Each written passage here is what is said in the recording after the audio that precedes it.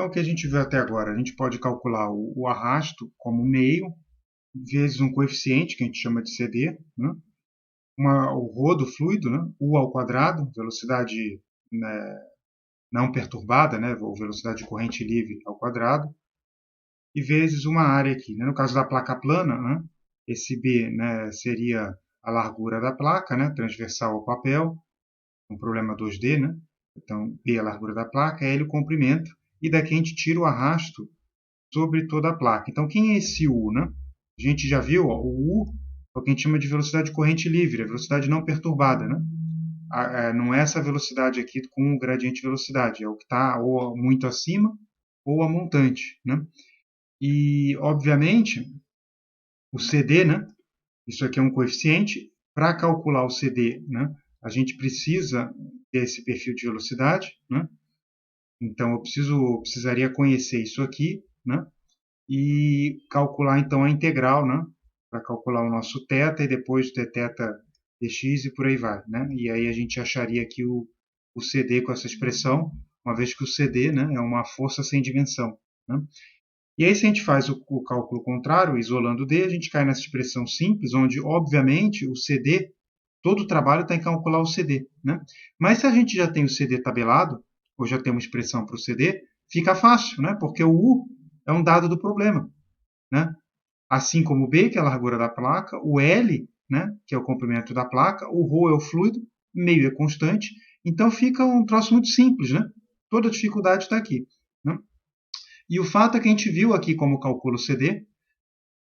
Na disciplina MacFlu 2, né, vocês vão calcular o CD, né, a gente pega e realmente a gente pega o perfil de velocidade, né, e calcula, né, o θ sobre L ou dθ dx, né, mas para isso a gente precisa de equação diferencial, né, a gente precisa conhecer o perfil de velocidades e por aí vai. Então isso é MacFlu 2, tá?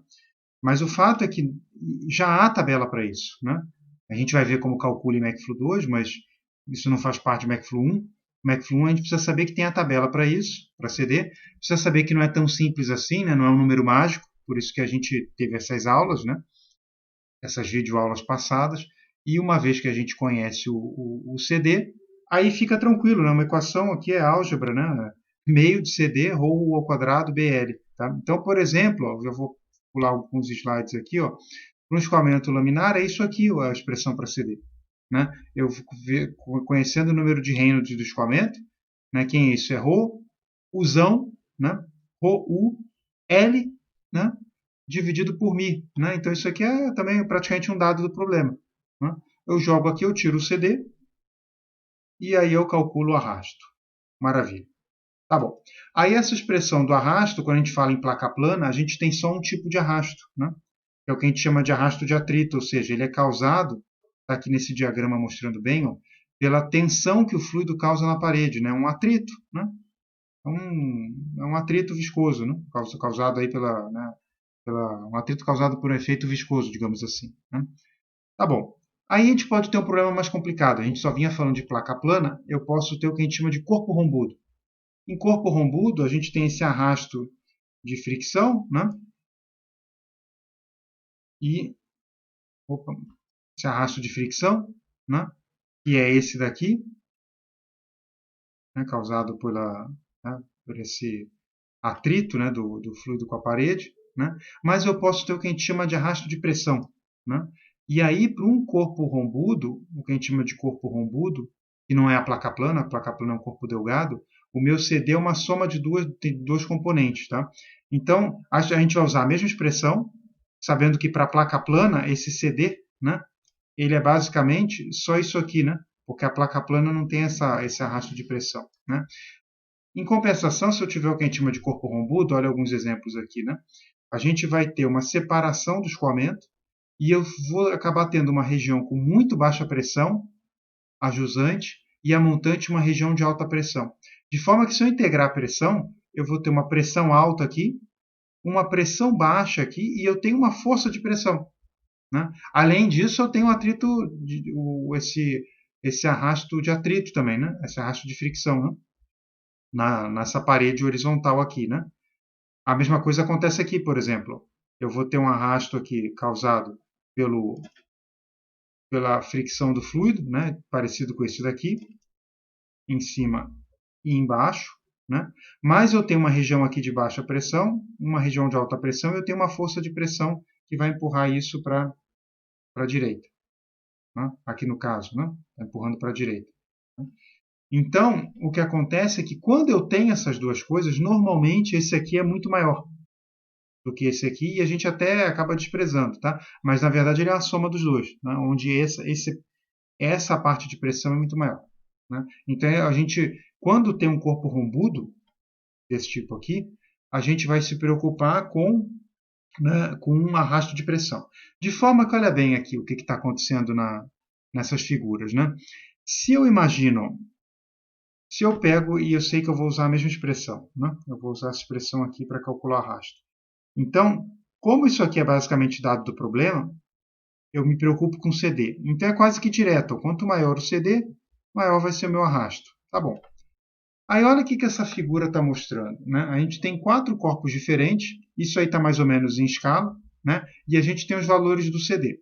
Então eu venho aqui, ó, eu olho esse primeiro corpo, ó, ele tem canto vivo, né? Ele tem uma separação grande do escoamento, o escoamento bate, ele separa, né? Se a gente imaginar as linhas de corrente, elas fazem mais ou menos assim, e eu crio uma região de recirculação aqui, onde o fluido fica fazendo assim aqui, né? E aqui ele fica fazendo assim, né?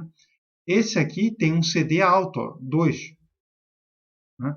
Então, me dá um arrasto grande, né? Se eu jogar aqui nessa expressão. Aí eu olho do lado aqui. É a mesma forma, a única coisa que a gente fez foi uma espécie de carenagem. Eu peguei e coloquei uma carenagem aqui assim, ó, né? Pus uma carenagem aqui assim. Tá bom. O que isso fez? O meu CD caiu quase pela metade. Então, meu arrasto é muito menor aqui, né? Bem menor aqui nesse caso. Tá bom. Aí eu pego essa mesma forma e eu ponho uma carenagem depois também, ó, para diminuir a separação, né? E me diminuir essa região com pressão baixa, né? Eu quero diminuir esse termo aqui, né? E aí, olha para onde vai o CD. Ele é quase 10 vezes menor do que esse aqui, né? 0,15. Né? Sendo que, vocês vejam, eu parti da mesma forma. Eu aumentei o tamanho dela, né? Como é que eu aumentei? Eu pus uma carenagem aqui e uma carenagem aqui. E o arrasto despencou, né? O coeficiente de arrasto despencou. De forma que, se eu quiser comparar com um cilindro, olha o tamanho do cilindro em escala que me dá o mesmo arrasto dessa forma aqui que a gente criou, né? Carenada, né? É uma forma bem maior, tá vendo? E me deu um arrasto quase, me deu o mesmo arrasto de um cilindro pequenininho, né? Então, veja bem, vale a pena eu gastar tempo fazendo a carenagem, né? Agora, por que isso funcionou, né? Por que eu tenho um corpo aqui com uma superfície muito maior do que esse aqui, né? Ou maior do que esse aqui, e o arrasto baixou? Por quê? Porque me abaixou esse arrasto de pressão, ou seja, ele me diminuiu essa região de recirculação, né? É melhor eu ter esse caso aqui, com um descolamento menor, do que esse caso aqui, né? Com um descolamento maior. Né? E é isso que aqui está me fazendo, quando eu venho daqui para cá. Né? Então, por exemplo, é por isso que quando a gente olha um carro de Fórmula 1 e a gente olha uma barra de suspensão, né, que sai para segurar a roda, né? Antigamente, se vocês pegarem filme antigo de Fórmula 1, né, vocês vão ver, né, que as barras de suspensão eram assim. E hoje elas são assim, elas são carenadas. Né? Claro, você não vai aumentar, né, de propósito, mas se você colocar uma carenagemzinha aqui assim, ó, você vai reduzir mais ainda o arrasto. Né? Então, a gente não usa formas desse tipo aqui, ou desse tipo aqui, né, num veículo em que a gente está preocupado com a aerodinâmica, por exemplo, numa aeronave, né, num, numa barra de suspensão de carro de Fórmula 1, por aí. A gente não vai usar isso. A gente vai tentar sempre, né, colocar uma carenagem, de forma que ele fique, né, reduza essa região de separação aqui, ó, né, que ocorre a jusante. Tá? Ok. Então, isso aqui é um problema que a gente vai falar mais para frente. A gente vai falar disso aqui no McFlu 2, né?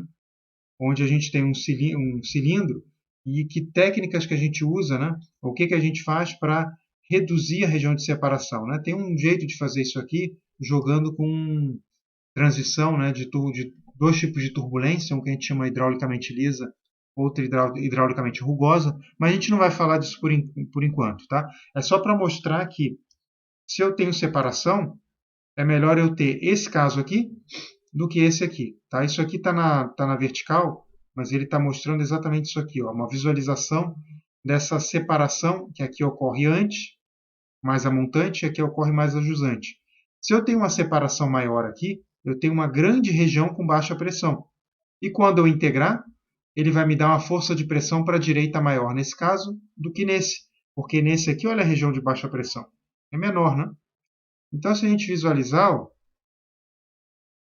se eu olhar essa região de separação, né? Aqui a gente está vendo em termos de cavitação, tá? Mas a gente está enxergando aquilo ali. Aqui, no caso, está vindo de baixo para cima o escoamento. Esse primeiro caso aqui da esquerda, ele é pior, né? Ele me dá um arrasto muito maior. Porque olha toda essa região aqui, eu estou tendo recirculação. E a pressão é baixa aqui, sendo que a pressão aqui embaixo é muito maior, né? Então me causa uma força de baixo para cima muito grande, né? E aqui a gente diminui um pouco, tá vendo?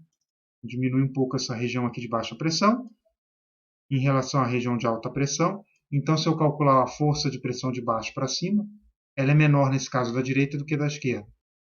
Tá? Em outras palavras, ó, é melhor eu ter isso aqui do que isso aqui. Né? Aí o que acontece? Como é que eu calculo? Né? A gente viu que para a placa plana, por exemplo, né, eu vou usar essa expressão aqui, né, e onde o CD ele é dado por essa expressão aqui, no caso de escoamento laminar, e essa expressão aqui no caso de escoamento turbulento. Tá? Muito simples, ó, eu vejo se o escoamento é laminar ou turbulento para a placa plana e jogo isso aqui nessa equação. E se for corpo rombudo? Eu pego o CD do corpo rombudo, né? Onde tem arrasto de pressão também. Isso está tabelado já. Tá? Em McFlow 2 a gente vai ver como calcula, mas aqui por enquanto a gente não precisa se preocupar com isso. Ó. Eu venho aqui, eu pego o valor do CD, ó. Eu pego o meu objeto, tá vendo? Isso aqui são objetos que são meio tem uma razão de aspecto grande, então eles se comportam como bidimensional. Então isso aqui é como se fosse ao invés de um cilindro, né, um cilindro com seção quadrada, né, uma seção circular, né? O comprimento dele está saindo do papel, né? Está perpendicular aqui ao slide, né? Então, ó, um corpo rombudo, ó. Parece com isso aqui, né? Parece com isso aqui que a gente desenhou, né? Então, nesse caso, ó, eu pego os CDs aqui, ó, dependendo do tipo de corpo. Né? Então, está tabelado. Né? E aqui objetos com uma forma um pouco mais 3D, por exemplo, esse aqui, ó, né, um elipsoide ou um cilindro visto de frente. Ó. O escoamento aqui ele é um corpo rombudo. Né? E aí eu pego os CDs aqui. Ó. Isso aqui é calculado. Né?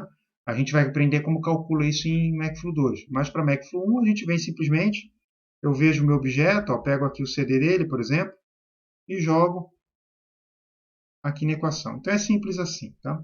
E com isso a gente encerra essa parte de escoamento externo, né, para McFlow 1. Tá? A gente vai voltar a ver isso em McFlow 2.